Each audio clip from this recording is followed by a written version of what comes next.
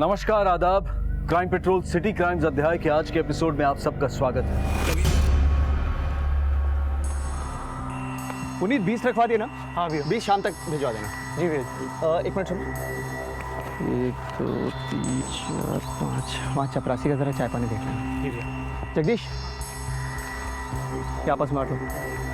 अच्छा सुनिए, तेरा पेपर वर्क देख लेना, एक जरूरी काम आया, मैं उसके बाहर जा रहा हूँ, ठीक है? संभाल भैया जी, मैं मैनेज करूँ। हेलो, हाँ आता हूँ।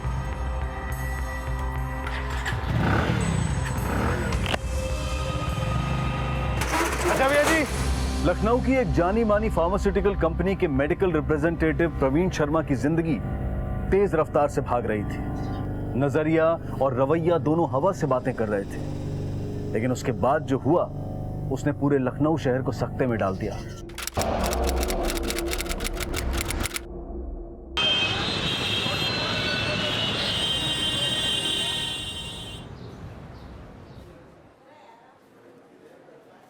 मैडम कितना टाइम हो लगेगा?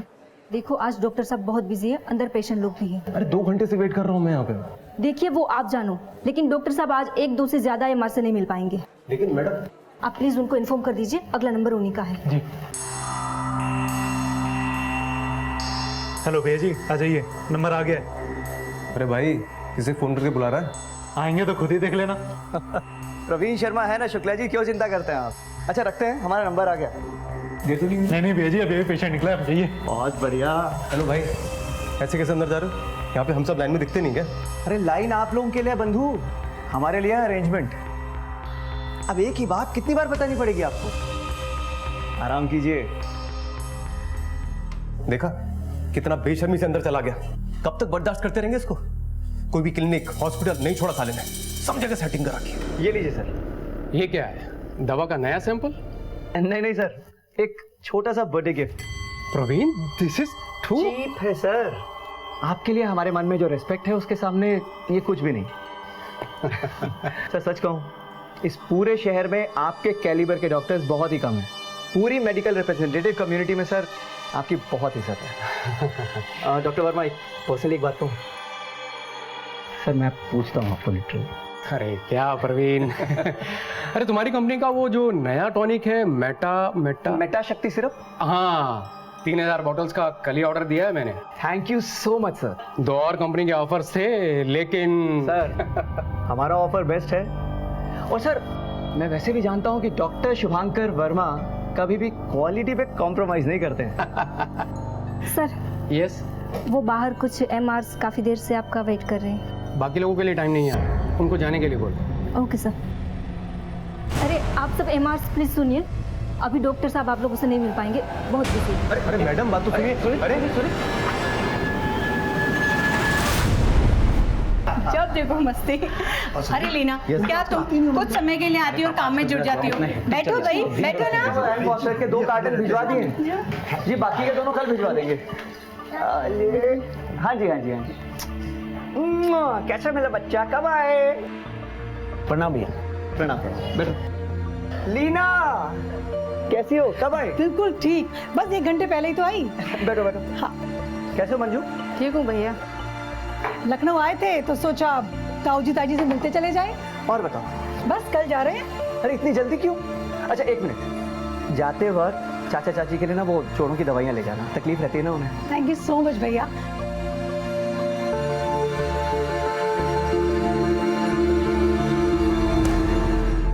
पापा वक्त आ गया कि ये घर मेरे नाम पे कर दीजिए।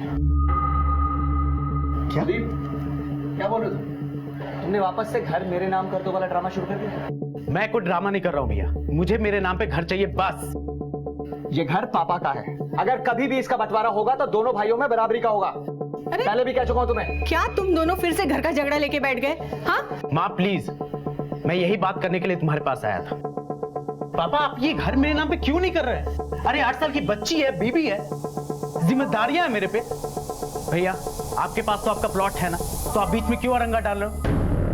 उस प्लॉट का नाम मत लेना तुम, मेरी मेहनत की कमाई का प्लॉट है वो। मैं भी देखता हूं कैसे करवाते हो ये घर तुम अपने नाम। कल ही रजिस्ट्री करवाता हूं इसकी मैं।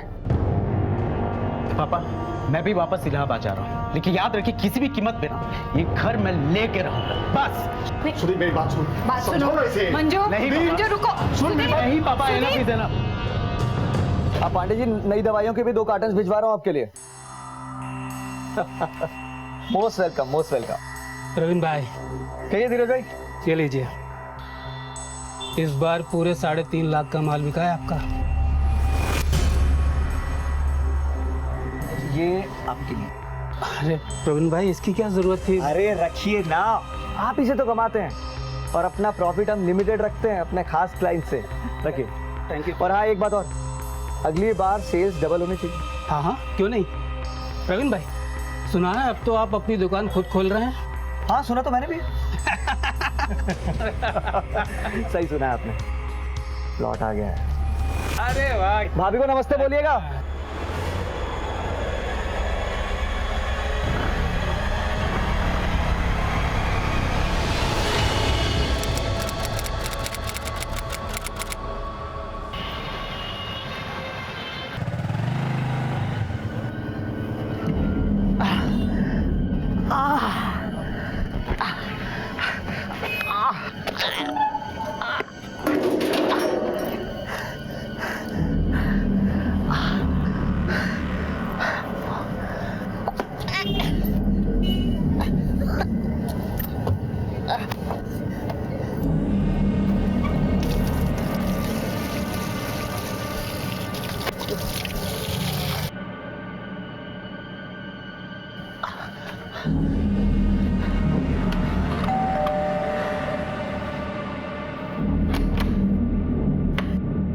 प्रवीण, क्या हुआ बेटा? हाँ? ये कपड़े मैले? ये अरे क्या? नहीं नहीं माँ, कुछ नहीं, वो जरा मेरी मोटरसाइकिल एक गाड़ी से टकरा कर स्लिप हो गई। हल्का सा गिर गया था, ज्यादा कुछ नहीं। हाँ, अरे क्या हल्का सा, पूरे कपड़े खराब हुए और ये चोट भी लगी। बताओ मुझे क्या? माँ हल्की सी लगी है। हाँ मैं सच कह रहा हूँ, लेकिन ज्यादा कुछ नहीं है, यकीन मानिए। मैं ऊपर जाके बाम लगा लूंगा। हाँ?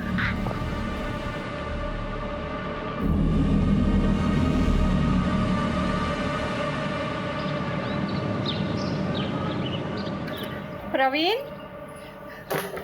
Good morning. उठ जा बेटा, देख चाय लेके आई हूँ। अब तबीयत कैसी है? हाँ? प्रवीण, प्रवीण, प्रवीण, प्रवीण, आजा सुनिए, सुनते हैं। देखिए प्रवीण को क्या हो गया? प्रवीण, प्रवीण। एक तेज तर्रार मेडिकल रिप्रेजेंटेटिव अपने फील्ड में सबको पीछे छोड़कर आगे निकल रहा था। मेडिकल प्रोफेशन में मेडिकल रिप्रेजेंटेटिव्स के बीच में उसके नाम के चर्चे थे। जूनियर्स उससे भय खाते थे और बराबर वाले उससे जलते थे। उधर घर में कामयाब, सफल और पैसे वाले बेटे की हैसियत तनाव की वजह बन रही थी। कई सवालों के पीछे छुपी इस सच्चाई को बेनकाब करना पुलिस के लिए एक बहुत बड़ी चुनौती बनने वाला था।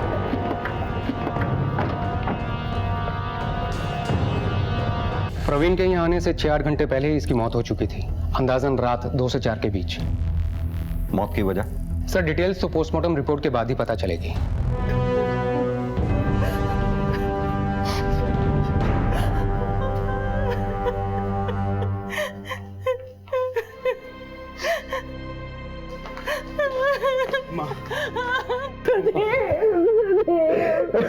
माँ कैसे हो गया माँ? रात को जब लौटा तो उसे मामूली सी अंदरूनी चोट लगी थी। मैंने पूछा भी तो बोला मेरी बाइक की किसी गाड़ी से टक्कर हो गई थी और मैं गिर गया। आपके बेटे ने कुछ जिक्र किया था कि उसकी बाइक किससे टकराई थी? मेरा मतलब कोई गाड़ी या उसके ड्राइवर के बारे में जिक्र किया हो? नहीं सर, कुछ भी नहीं बताया उसने। इतनी रात को आ कहां से रहा था आपका बेटा? सर ऑफिस से आ रहा होगा, बाकी हमें और कुछ नहीं पता। ऑफिस कहाँ है उसका? ये ग्रीन रोड फार्मेसी, तिलक मार्ग। आपके बेटे का ऑफिस में किसी से कोई लड़ाई झगड़ा या डिस्प्यूट, या घर परिवार आस पड़ोस में किसी से कोई झगड़ा? डॉक्टर के मुताबिक आपके बेटे के शरीर पे मारपीट के निशान। ऐसी कोई बात नहीं थी सर, उनका किसी से कोई झगड़ा नहीं था। वो तो एक सक्सेसफुल इमारत। आप कौन? सर मैं उनका छोटा भाई सुदीप, इलाहाबाद रहता हूँ सर, अभी आया हूँ वहां से। प्रवीण के ऑफिस का नंबर मिल सकता है? सर नंबर तो मुझे याद नहीं है, वो उसके मोबाइल में था सर। हाँ मोबाइल उसके साथ नहीं था, ढूंढा लेकिन नहीं मिला। कॉल लगा रहे तो स्विच ऑफ बता रहा है।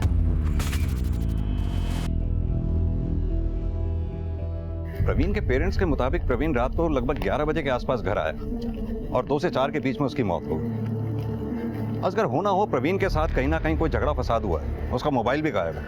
उसके मोबाइल की लास्ट लोकेशन ट्रैक करवाओ। सर अगर ये ऑफिस से घर तक के रास्ते के बीच में उसके साथ रोड एक्सीडेंट या रोड रेज का मामला है तो ऑफिस से घर तक के रास्ते के बीच में जहां जहां भी सीसीटीवी हैं सबके फुटेज चेक करवाओ। रास्ते में जितने भी दुकानदार, रिक्शा वाले, सबसे पूछताछ करो। तब तक प्रवीण के ऑफिस में चल के हम पूछताछ करते हैं।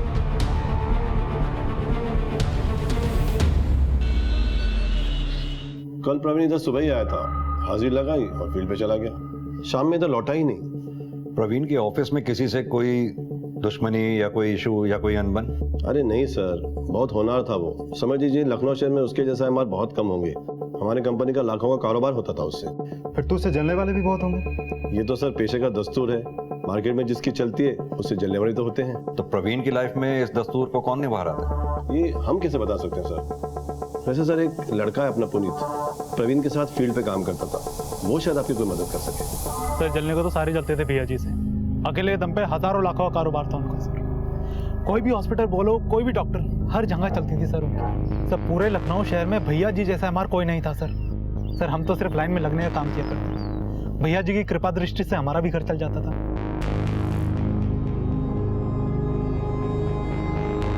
सर शायद उसने अपनी खुंदक निकाली होगी। कौन? डॉक्टर के केबिन में बिना परमिशन एंटर हो रहे हो, उनसे कैसे बात की जाती है ये भी नहीं पता तुम्हें? जान तो किससे बात कर रहे हो तुम? डॉक्टर शुभांकर वर्मा है ये, शहर के लीडिंग कार्डियोलॉजिस्ट। अरे मेडिकल रिप्रेजेंटेटिव बनने के लायक नहीं हो तुम। तुम्हारे जैसे एमआर की वजह से पूरी की पूरी एमआर कम्युनिटी बदनाम होती है। तूने थप्पड़ मार के अच्छा नहीं किया और तुझे छोड़ूंगा नहीं मैं। निकलो। एक कौन था वो? सर बीबी प्रसाद हॉस्पिटल में डॉक्टर शुभांकर से मिलने आया था, राघव श्रीवास्तव। राघव श्रीवास्तव। असगर सर, हो सकता है ये प्रोफेशनल राइवलरी का केस हो। उठा के लाओ उसको। सिर्फ झगड़ा हुआ था, उसकी वजह से तुझे नौकरी से निकाल दिया गया, क्योंकि तुझे ये लगता था कि जब तक वो रहेगा तब तक तेरा काम कभी नहीं बनेगा। इसलिए मौका लगते ही तूने उसे रास्ते से हटा दिया। सर उसने पूरा मेडिकल मार्केट कैप्चर कर रखा था सर। सब जगह सेटिंग थी उसकी।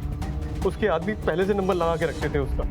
सर मैं उससे बहुत परेशान था, लेकिन सर भगवान की कसम मैंने उसे नहीं। ये तेरा ही मोबाइल है ना? इस फोन में उस लोकल गुंडे का नंबर क्या कर रहा है? सुपारी दी थी ना उसे? ले भैया तेरा resignation letter. Sir please sir एक बार मौका दीजिए ना सर। जाओ जाके कुछ सीखो उस प्रवीण शर्मा से। ग्रीन डॉट फर्मा को नंबर 1 बना दिया है उसने पूरे लखनऊ के अंदर। और तेरे जैसे नालायक एमआर जिसकी वजह से कंपनी का बट्टा बैठ गया है। जा भाई जा।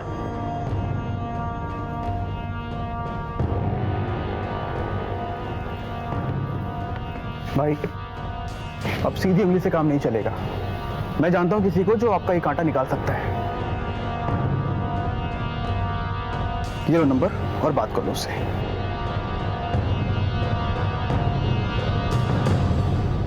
और ये प्रवीण के इतने सारे वीडियोस तेरे फोन में क्या कर रहे हैं? नजर रख रहा था उस पे? सर प्रवीण आदमी सही नहीं था सर। सर वो उल्टे सीधे तरीके से बिजनेस हत्या लिया करता सबके। और सर उसकी ये सब वीडियो ना उसकी गलतियों रिकॉर्ड करने के लिए बनाए थे, जिससे कि उसकी असलियत सबके सामने आ सके सर। और सर उस दिन मेरी नौकरी छूट गई थी सर। मुझे कुछ समझ में नहीं आ रहा था कि मैं क्या करूं। तो मैंने गुंडों से बोल के उसको सबक सिखाने की सोची और इसी मारे उस गुंडे का नंबर मेरे फ़ोन में था। सर मैं सच कह रहा हूँ सर, मैंने कुछ नहीं किया। अब कुछ दिन हमारा मेहमान बन के रह, शायद तुझे कुछ याद आ जाए। Sir sir sir please sir sir sir, sir सुनिए तो सर सर सर। इंसान को जब कामयाबी मिलती है तो कई बार कामयाबी अपने साथ कुछ दुश्मन भी लेकर आती है।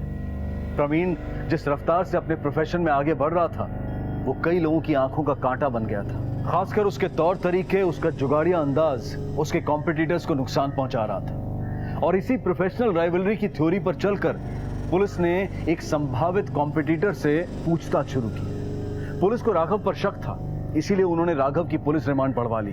पुलिस कुछ नए सुराग टटोल ही रही थी कि तभी प्रवीण की पोस्टमार्टम रिपोर्ट आई। सर प्रवीण शर्मा की पोस्टमार्टम रिपोर्ट। शरीर पे छोटी बड़ी कई चोटें लगी हैं, खोपड़ी, पेट, लिवर, हर जगह गहरे जख्म। सर जख्मों से तो लगता है कि किसी हेवी चीज से वार किया गया है। मे बी कोई हॉकी स्टिक या पाइप या हेवी रॉड, ऐसा कुछ। मुझे तो लगता है कहीं रोड रेज का मामला ना हो या फिर लूटपाट का सर, क्योंकि प्रवीण का मोबाइल अभी तक हमारे हाथ नहीं लगा है। और जिस तरीके से उसे मारा गया है उसे तो यही लगता है कि उसको जान से मार डालने के लिए ही उस पर हमला किया गया था। पीट पीट के मारा गया सर। एक बात और है असगर, अगर विक्टिम एमआर था और उसे इतनी चोट लगी थी तो फिर उसने हॉस्पिटल या किसी डॉक्टर से कंसल्ट क्यों नहीं किया? पुलिस में कंप्लेंट क्यों नहीं लिखवाई? क्या छिपाना चाहता था वो? सर यहाँ एक चौंका देने वाली बात भी है। हमले से कुछ देर पहले सेक्सुअल एक्टिविटी यानी हुआ है। अगर उसका किसी से रिश्ता था तो हो सकता है ये सब उसी रिश्ते के चलते हुआ हो। असगर मुझे लगता है उसकी फैमिली से दोबारा बात करनी है। सर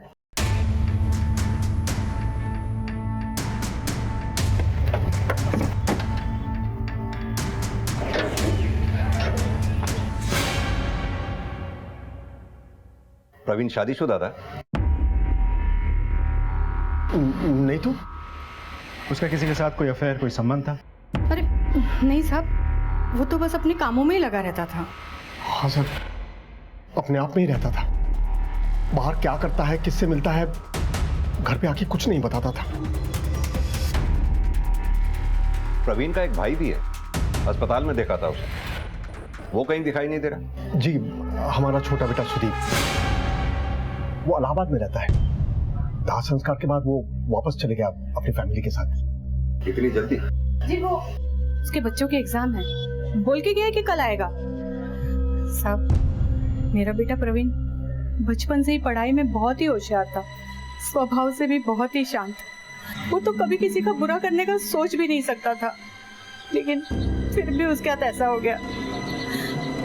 मैं आपके हाथ जोड़ती हूँ, कुछ भी कीजिए, पर उसके कातिलों को जल्द से जल्द पकड़ लीजिए।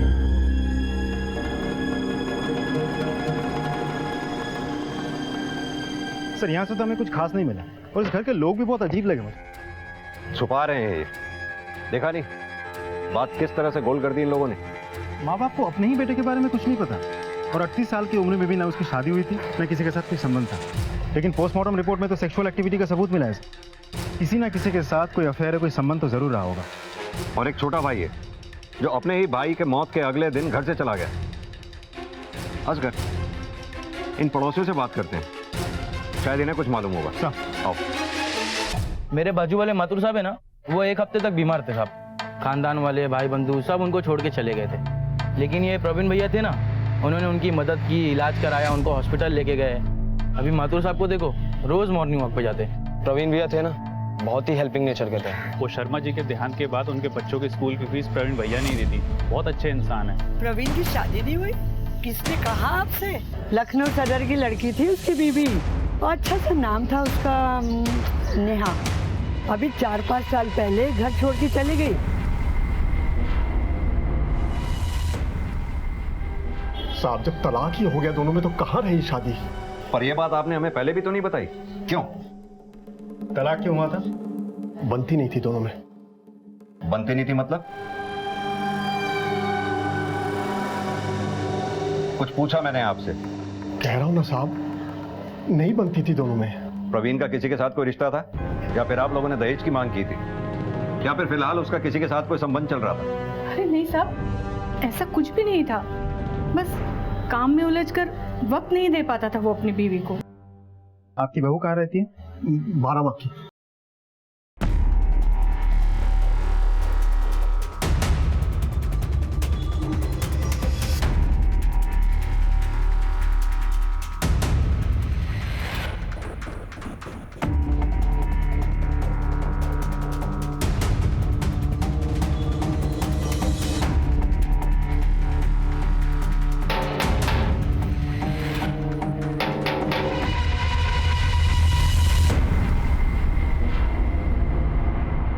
नेहा? जी? आपने बताया नहीं कि आप दोनों के बीच में ऐसा क्या हुआ था? बनी नहीं हम दोनों में। और आपने दूसरी शादी कर ली। ये बच्ची इसी शादी से है। उसके साथ किसी की कोई प्रॉब्लम, कोई दुश्मनी, कोई रंजिश? पता नहीं मुझे, पिछले 5 साल से हमारी कोई बातचीत नहीं है। आप दोनों के बीच 6 महीने में ही तलाक हो गया था, ऐसी क्या वजह रही थी? देखिए सर, प्रवीण अपने काम में बिजी रहते थे, मुझे टाइम नहीं देते थे, बस।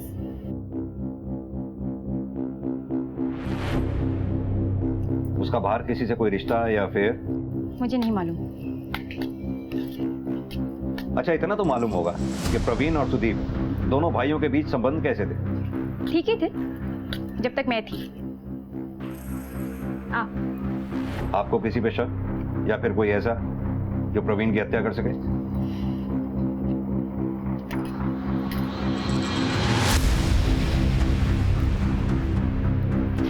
इस पे सर आप अपना नंबर लिख दीजिए। मुझे अगर किसी पे भी शक होगा तो मैं आपको जरूर इन्फॉर्म करूंगी।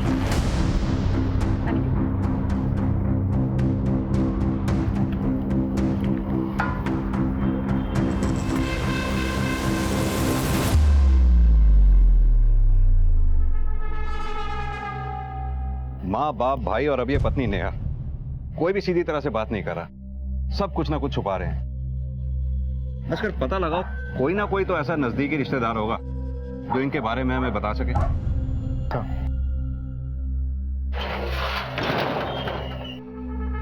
इसके भी कॉल रिकॉर्ड चेक करो।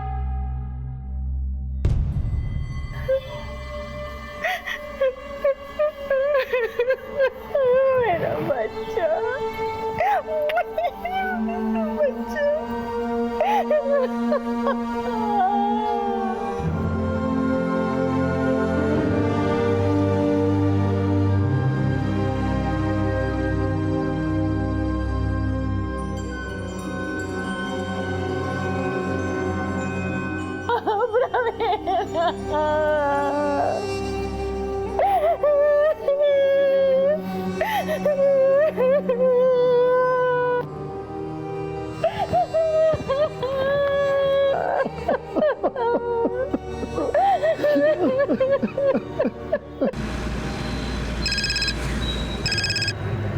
हेलो सर, प्रवीण की एक कजन सिस्टर है लीना, जो हमें कुछ इन्फॉर्मेशन दे सकते हैं।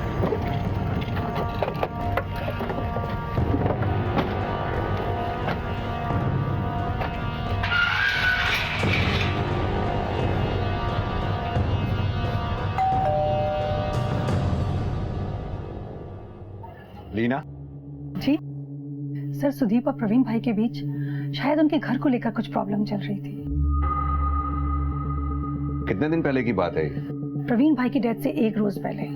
तब सुदीप लखनऊ में था? जी हाँ कौन सी प्रॉपर्टी के बारे में बात चल रही थी? सर, आई थिंक जिसमें वो लोग रहते हैं, और इसके अलावा एक और प्लॉट है, क्योंकि सुदीप उसी की वजह से बहुत उबल रहा था। एक बात बताइए, ये प्रवीण और नेहा के बीच तलाक होने की वजह क्या थी? पूरे परिवार में आज तक ये कोई नहीं पता कर पाया कि उनकी शादी क्यों टूटी। लेकिन हाँ, एक बात जरूर है, प्रवीण भाई थे बहुत अच्छे। ये लीना के मुताबिक प्रवीण और सुदीप में प्रॉपर्टी को लेकर कुछ झगड़ा चल रहा था। ये प्रवीण का भाई सुदीप मुझे कुछ ज्यादा ही होशियार लगता है। एक काम करो, इनकी प्रॉपर्टीज के बारे में पता लगाओ, क्योंकि इनसे पूछताछ करने से पहले हमारे पास इनकी प्रॉपर्टी की जानकारी होना बहुत जरूरी है। सर, प्रवीण की कॉल रिकॉर्ड्स आ गई है। प्रवीण ने आखिरी कॉल डॉक्टर त्रिपुरारी सक्सेना को किया था। उसके दोनों मोबाइल आजाद नगर रोड पर बंद हुए हैं। और बाकी के नंबर्स? 2 हॉस्पिटल और 3 मेडिकल शॉप है। एक एक नंबर को अच्छी तरह से खंगालो। Okay sir. Asgar, technical team की मदद से प्रवीण के फोन के बंद होने की एग्जैक्ट लास्ट लोकेशन ट्रेस करो, शायद वहां से कुछ मदद मिले। Yes sir.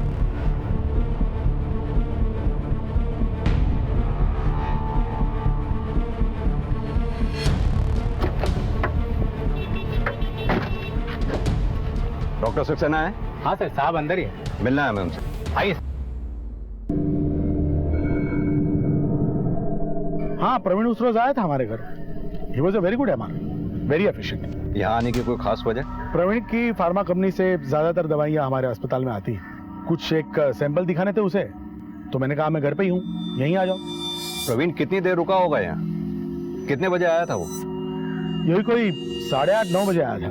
15-20 मिनट रुका, चाय पी, बातें हुई, देन ही लेफ्ट। यहाँ से कहाँ जाने वाला था वो? कुछ बोला उसने? नहीं, ऐसा तो कुछ बोला नहीं उसने। पूनम, कहीं जा रही हो? टूर पे?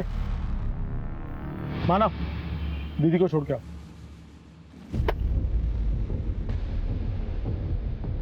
आपकी बेटी? जी, वो पीआर एजेंसी में काम करती है, डेल्टा वर्ल्ड। बहुत ट्रैवल करना पड़ता है, टूरिंग होती है उसकी। मुझे भी भोपाल निकलना है एक कॉन्फ्रेंस के लिए, तो मैं परसों लौटूंगा। मेरा नंबर तो आपके पास है ही, कोई भी हेल्प चाहिए तो you can call me. Thank you doctor साहब, जरूरत पड़ी तो दोबारा तकलीफ देंगे आपको।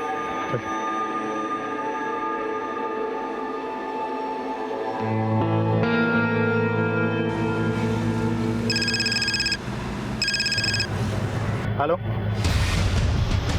ठीक है सर। प्रवीण के मोबाइल की लास्ट लोकेशन गणेश नगर का एक सुनसान एरिया बता रहा है। उन्होंने मैदान के पास एग्जैक्ट लोकेशन नैरो डाउन किया है। कमालुद्दीन, गाड़ी घुमाओ।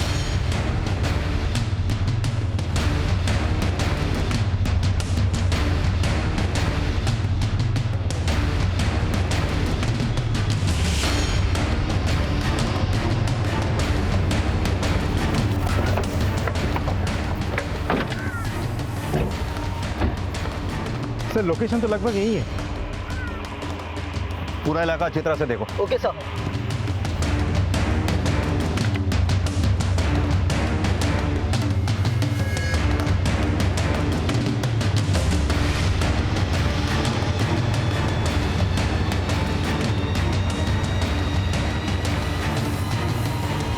सर टूटा हुआ मोबाइल मिला है। सर कहां से मिला ये? सर वहां गिरा हुआ था। सर यहाँ। और देखो कुछ मिलता है क्या? जी सर। असगर सर, मुझे लगता है प्रवीण का कोई पीछा कर रहा था। सुनसान इलाका देखकर उसे यहां घेर कर उसकी पिटाई की गई। लेकिन मुझे मामला लूट का नहीं लगता, क्योंकि अगर लूट का मामला होता तो चोर इतना महंगा मोबाइल छोड़ता नहीं। ये एंगल लूट का नहीं, कुछ और ही एंगल लग रहा है।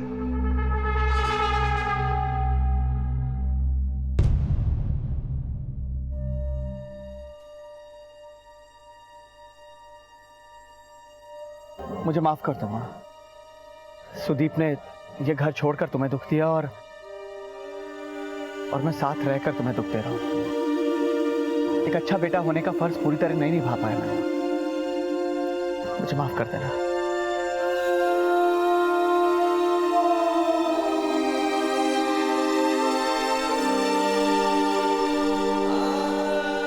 रवि, अपनी माँ को रोता हुआ छोड़ के कहाँ चला गया तू बेटा? सर प्रवीण शर्मा के घर की प्रॉपर्टी के पेपर्स। बड़ी अजीब बात है सर, प्रॉपर्टी ना बेटों के नाम है ना बाप के। तो फिर किसके नाम? प्रवीण की तलाकशुदा बीवी नेहा अवस्थी के नाम है।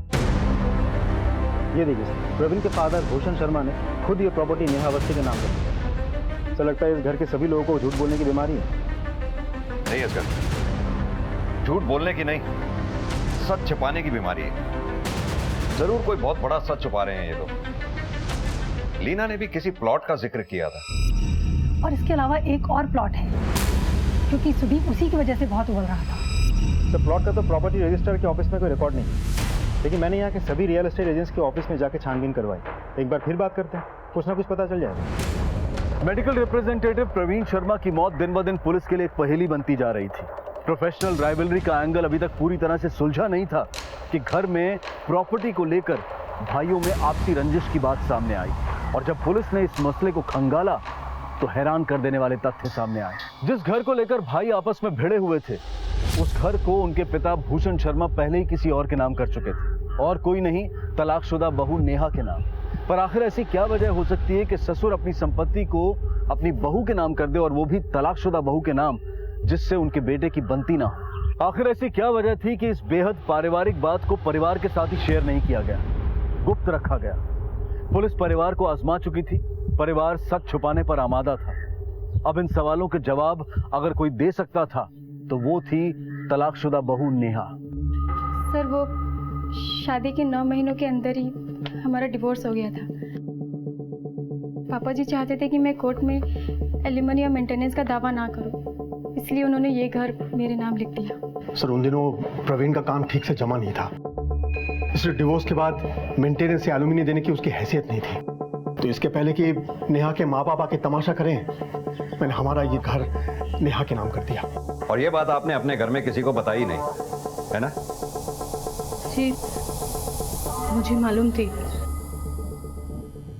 तुम्हारे भाई ने एक प्लॉट ले रखा था। जी सर। कहां पर? शायद नेताजी नगर में सर। और उसी प्लॉट को लेकर तुम दोनों भाइयों के बीच में अनबन चल रही थी, है ना? सर मैं तो बोल रहा था इनके पास प्लॉट है, ये घर मेरे नाम कर, लेकिन सर वो मुझसे लड़ पड़े। अब बोलने लगे पैतृक संपत्ति है पापा की है, ऐसे कैसे छोड़ दूं? तो फिर प्रॉब्लम क्या थी? सर बिजली ऑफिस में क्लर्क, 8 साल की बच्ची है मेरी, उसकी शादी की, उसकी पढ़ाई लिखाई की जिम्मेदारियां हैं मुझ पे सर। मैंने तो पापा से बोला था कि ये घर मेरे नाम पर, लेकिन पापा वो तो खुद ही मेरे इमोशंस के साथ खेल रहे थे। तुम्हारे पापा ने अपने प्रॉपर्टी नेहा के नाम क्यों कर दी? मालूम नहीं सर। लेकिन हमें मालूम, तुम्हारे पापा ने वो प्रॉपर्टी नेहा के नाम कर दी थी। अगर तुम्हारे पापा ने वो प्रॉपर्टी नेहा के नाम नहीं की होती तो प्रवीण की हत्या के बाद वो प्रॉपर्टी तुम्हारे नाम होती, और इसी भ्रम में तुमने अपने भाई की हत्या कर दी। सर कैसी बात कर रहे हैं? कोई भाई अपनी भाई की जान लेता है?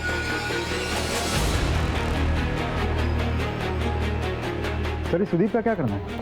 इस सुदीप का वारंट निकलवाओ। मुझे लगता है प्रवीण की हत्या इस प्रॉपर्टी को लेकर ही हुई है, और ये भी हो सकता है कि सुदीप को मालूम ही ना हो कि ये प्रॉपर्टी उसके बाप के पास रह ही नहीं गई, और हो सकता है इस भ्रम में उसने अपने भाई का सफाया कर दिया हो। उधर घर नेहा के नाम हो चुका है, हो सकता है ये बात प्रवीण को ना मालूम हो, नहीं तो इस प्रॉपर्टी को लेकर वो अपने भाई सुदीप से झगड़ता नहीं। मतलब बाप ने बिना बेटों को बताया प्रॉपर्टी अपनी बहू के नाम कर दी, वो भी उस बहू की जो तलाक ले रही थी। लेकिन क्यों? अपने बेटे को एलिमनी और मेंटेनेंस से बचाने के लिए? या फिर कहीं ऐसा तो नहीं कि ससुरी अपनी बहू के साथ किसी कुकर्म में इन्वॉल्व था, जिसका खामियाजा पहले घर के रूप में और फिर प्रवीण के मौत के रूप में सामने आया? हो सकता है। इस केस में और भी बहुत सी बातें चल रही हैं असगर। इस प्रॉपर्टी के बारे में पता लगाओ, और हाँ, प्रवीण के ऑफिस जाकर उसके बैंक अकाउंट और बैलेंस का हिसाब लो। सर ये देखिए सर, प्रवीण शर्मा के अकाउंट डिटेल्स, सारे इंसेंटिव्स मिला के 12 से 15 लाख की ऑफिशियल आमदनी थी उनकी। अच्छा किशोर जी, आमतौर पे एक एमआर की सैलरी कितनी होती होगी? सर वैसे एमआर की एक सैलरी होती है और उसके साथ उसका कमीशन होता है। बहुत से एमआर ऐसे वैसे करके पैसे कमाते हैं, पर प्रवीण बहुत ही ईमानदार था और बहुत ही सक्सेसफुल भी था। ऐसा भी तो हो सकता है कि उसने किसी और तरीके से पैसे कमाए हो। ये तो मुझे नहीं पता, पर 2 या 3 बैंक में उसके अकाउंट जरूर थे, वहां पर आप देख सकते हैं। सर प्रवीण शर्मा की सारी डिटेल्स। तुम बात करो उनसे। भूषण शर्मा ने कहा था कि उसके बेटे प्रवीण शर्मा की एलुमिनी देने की हैसियत नहीं थी। इसका मतलब वो सरासर झूठ बोल रहा था हमसे। Yes sir. क्या नेहा भूषण शर्मा को धमकी दे रही थी, जो उसे शांत करने के लिए भूषण ने अपना मकान उसे तोहफे में दे दिया? ये नेहा किस बात से भूषण शर्मा को इतना डराए हुए थी? सर ये प्रॉपर्टी डीलर है, बता रहे थे कि 4 रोज पहले इनसे प्रवीण मिलने आया था। सर प्रवीण जी आए थे मेरे पास, एक प्लॉट है उनके पास, उसका रजिस्ट्री और ट्रांसफर करवाना था सर।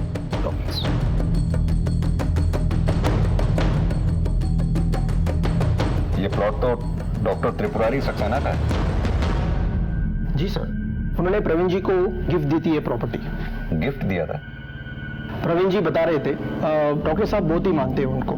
प्रवीण भाई अपनी खुद की दवाइयों की डिस्ट्रीब्यूशन की कंपनी डालने की सोच रहे थे। अगले दिन प्रवीण जी को प्रॉपर्टी की रजिस्ट्री करवानी थी, पर उनका देहांत हो गया। क्या प्राइस होगा इस प्रॉपर्टी का मार्केट में? अंदाजन 50-55 लाख की होगी सर। 50 से 55 लाख? ठीक है, थैंक यू, आप जा सकते हैं। जी सर।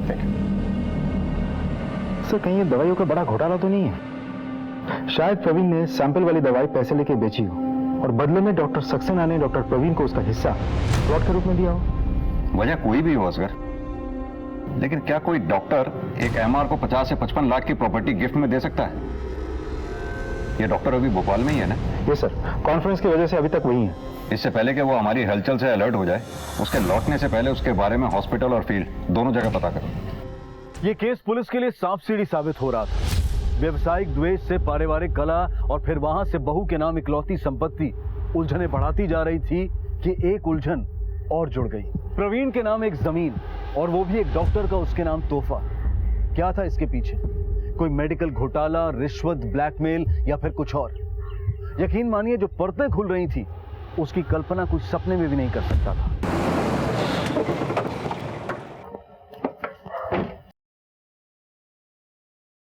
इस पे साइन करा के मुझे बताना। सर डॉक्टर के खिलाफ तो ऐसी वैसी कोई भी बात पता नहीं चली। यहाँ के लोगों का कहना है कि मेडिकल सर्विस में डॉक्टर सक्सेना की इंप्रेशन बहुत अच्छी है। तो फिर इस प्लॉट का चक्कर क्या है? अगर डॉक्टर सक्सेना ने वो प्लॉट किसी बाहर वाले को दिया था तो ये बात उसके फैमिली मेंबर्स को भी पता होनी चाहिए। सवाल ये उठता है कि डॉक्टर ने वो प्लॉट अपनी मर्जी से दिया था या फिर किसी मजबूरी में। ये डॉक्टर की एक बेटी भी है ना, और प्रवीण अपनी मौत से पहले आखिरी बार डॉक्टर के घर गया था। अगर हो ना हो ये प्रवीण की हत्या की गुत्थी उस डॉक्टर से जुड़ी है। कहीं ऐसा तो नहीं प्रवीण शर्मा का अफेयर उस डॉक्टर की बेटी से चल रहा था? तुमने नोटिस किया जिस दिन हम डॉक्टर के घर गए थे उस दिन उसकी लड़की अपने परिवार वालों से कुछ उखड़ी उखड़ी सी थी। कहीं आ रही हो टूर पे? क्या नाम बताया था डॉक्टर ने उस कंपनी का जहां उसकी बेटी काम करती है? Sir delta high class.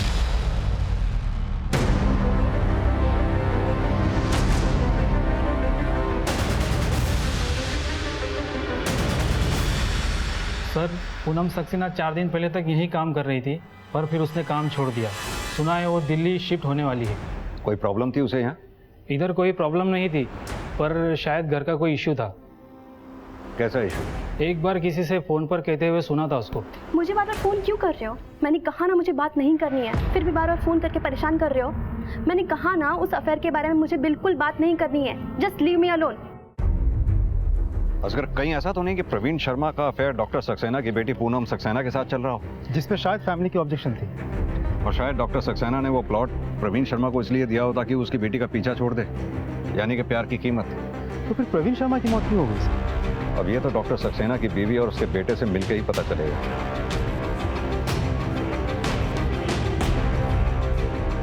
पापा ने प्रवीण को प्लॉट दिया था? मुझे नहीं मालूम इस बारे में सर। सर आप एक काम कीजिए, कल पापा आ जाएंगे, आप उनसे ही पूछ लीजिए। अच्छा एक बात बताइए, आपकी बहन पूनम जो दिल्ली शिफ्ट हो गई, दिल्ली जाने की कोई खास वजह? उधर शायद बेहतर काम था और अच्छी सैलरी भी थी। उसके ऑफिस वालों ने बताया कि पूनम किसी बात को लेकर टेंस थी। क्या बात है, कोई अफेयर, कोई चक्कर ऐसा कुछ? नहीं तो उसने हमें कभी नहीं बताया।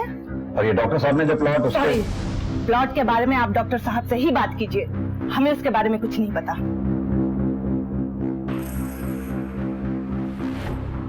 सलाम। असगर इस गार्ड को थाने बुलाओ, शायद इससे कुछ पता चले। 20 जुलाई को जब प्रवीण शर्मा डॉक्टर साहब के घर आया तो घर पे और कौन था? उस रोज बड़ी मैडम अपने बड़े भाई के घर भाभी से थी और पूनम दीदी भी घर पे नहीं थी। और डॉक्टर साहब का बेटा माना भैया बाद में आए थे। प्रवीण शर्मा घर पे कितनी देर तक रुका था? ये 2 घंटे रुके थे। उस दौरान तुमने घर में से कोई आवाज आते सुनी थी? कोई लड़ाई झगड़ा या किसी तरह की बहस की? नहीं साहब, ऐसा कुछ नहीं था।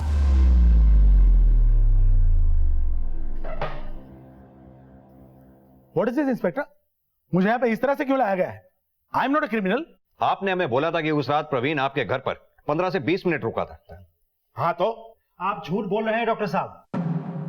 आपके चौकीदार से बात हो गई हमारी। प्रवीण उस रोज वहां 15 से 20 मिनट नहीं, 1.5 से 2 घंटे था। What rubbish?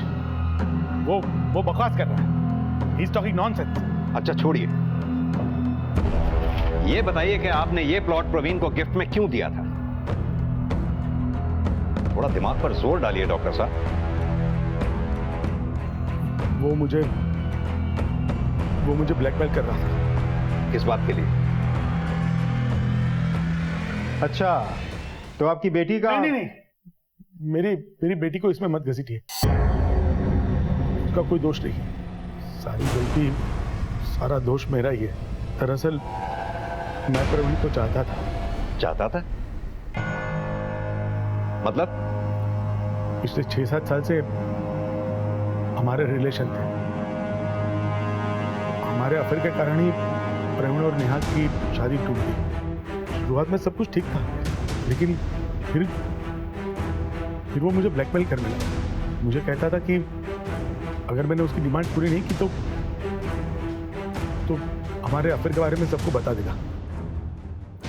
हर बार नई डिमांड्स खड़ी होती थी उसकी, यहाँ तक कि मैंने ये प्लॉट भी उसके नाम कर दिया। फिर भी उसने ब्लैकमेल करना चालू रखा। इसलिए मैंने उस रात उसका पीछा किया और मैं उसे मारना नहीं चाहता, सिर्फ डराना चाहता था कि ताकि वो मुझे ब्लैकमेल ना करे। उसे चोट ज्यादा लग गई और इंटरनल इंजरी के कारण उसकी डेथ हो गई।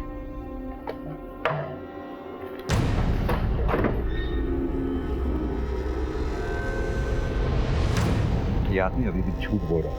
आपको ऐसा क्यों लगता है सर? ये आदमी एक डॉक्टर है, MBBS MD। इसको पता कहां मारने से आदमी की मौत हो सकती है, फिर ये किसी को मारने में गलती कैसे कर सकता है? एक मिनट। उस रात आपके और प्रवीण के अलावा घर पर और कौन कौन था? कोई नहीं। मेरी वाइफ उसके भाई के घर पे गई थी और पूनम उसकी फ्रेंड के घर पे, और मानव हॉस्पिटल में था, उसकी नाइट शिफ्ट।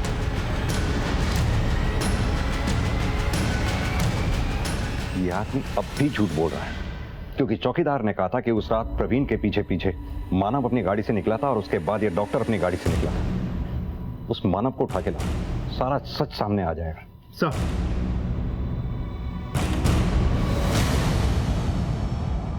तुम्हारे गार्ड ने बताया जिस रात प्रवीण तुम्हारे घर तुम्हारे पापा से मिलने आया था, प्रवीण के जाने के बाद तुम भी उसके पीछे पीछे गाड़ी में निकले थे। क्या सच्चाई है? सर, हम सब परेशान हो चुके थे पापा की हरकतों से। पिछले 6 सालों से चल रहा था पापा और प्रवीण का रिश्ता। मम्मी ने तो पापा से बात करना ही छोड़ दिया था, और पूनम दी ने इसीलिए अपना जॉब छोड़ दिया था और दिल्ली शिफ्ट हो गई थी। पर मैं तो घुट रहा था। बरसों से वो आदमी हमारे घर आए दिन आता, और उस वक्त मम्मी घर से निकल जाती, और फिर पापा और प्रवीण मम्मी के बेडरूम में जाकर, अब तो पापा अपनी प्रॉपर्टी तक उस पे लुटाने लगे थे। वो जमीन पापा ने मेरे क्लिनिक के लिए रखी थी, लेकिन वो भी उसने उस कमीने को गिफ्ट कर दी। अब पानी सर से ऊपर हो गया था, इसलिए उस रात मैंने प्रवीण का पीछा किया और रास्ते में उसे एक जगह रोक लिया। सर, पापा को छोड़ दीजिए प्लीज, जो भी किया मैंने किया है सर, प्लीज। अगर कानून हाथ में लेने की बजाय तुमने पुलिस से मदद ली होती तो आज ये दिन नहीं देखना पड़ता तुम्हें।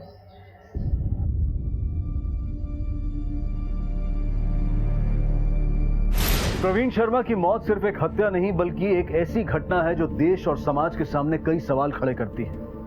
ना सिर्फ प्रवीण शर्मा का वैवाहिक जीवन खत्म हो गया, बल्कि उसकी जीवन रेखा ही समाप्त हो गई। याद रखें, जीवन का सुख प्राकृतिक संतुलन और प्राकृतिक नियमों का पालन करने में ही है। जब जब इस संतुलन को तोड़ा मरोड़ा जाएगा, उसका भुगतान किसी न किसी रूप में करना ही होगा। इसी विचार के साथ अब मैं अनूप सोनी आपसे विदा लेता हूं। फिर मुलाकात होगी अगले एपिसोड में एक और चौंका देने वाले केस के साथ।